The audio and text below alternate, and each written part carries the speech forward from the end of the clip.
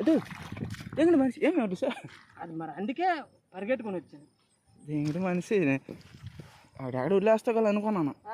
చెప్పేసాను ఏళ్ళు కదా వాళ్ళకి ఈరేస్తారా నేను అదో మొన్న నేను నాకేం కల అమ్మ చావా అయిపోయి షికారి సరైందేనరా పడింది హెడ్ వేసాను. వెళ్ళిపోదాం. పద పద పద.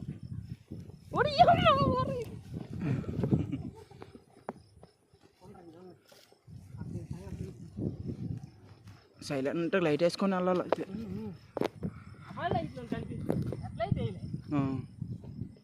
ఎక్కడితోనే పోకున్నది ఉన్నది అనుకున్నా.